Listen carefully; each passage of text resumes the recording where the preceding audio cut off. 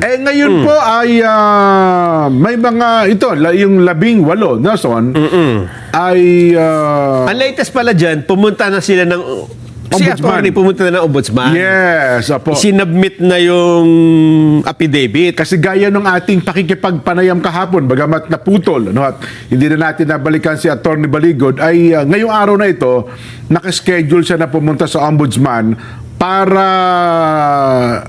ihain ang mga binanggit na ito ng 18 sapagkat mga tauhan daw po ng gobyerno ang nasasangkot sa usaping ito. Tama. Yun. Ombudsman. Ayan, umarap siya sa sa media pagkatapos niyang i-file ito sa ombudsman.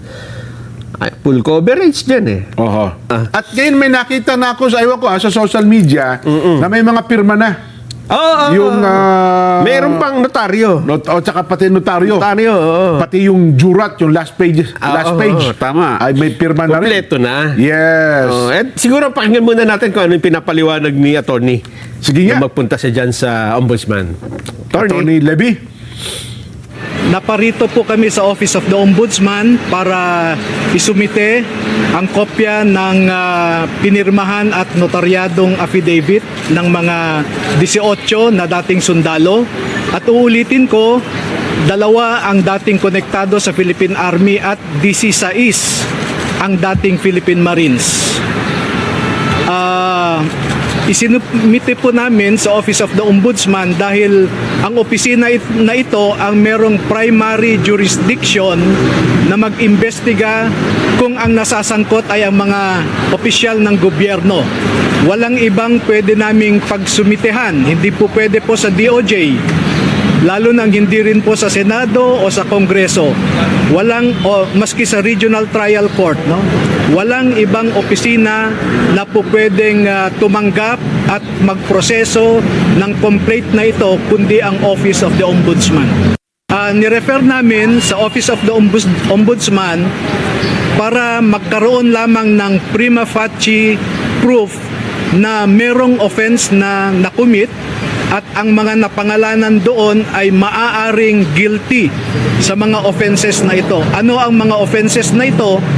Ito ay mga pupwedeng violations ng Republic Act 3019 o yung Anti-Graft and Corrupt Practices Act. Number 2, yung Republic Act 6713 na nagbabawal na tumanggap ang mga opisyal ng kahit anumang regalo at kailangang ang isumite nilang SALN o yung Statement of Assets, Liabilities and Net Worth ay dapat totoo at hindi falsifikado.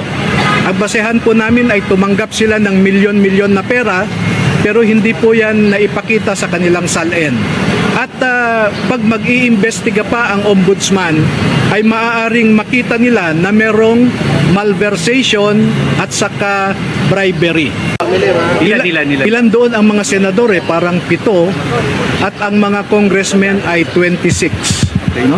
At maliban dyan, may mga ibang opisyal ng gobyerno katulad nung taga Bucor, taga Department of Agriculture, at sa ngayon, yun ang maalala ko.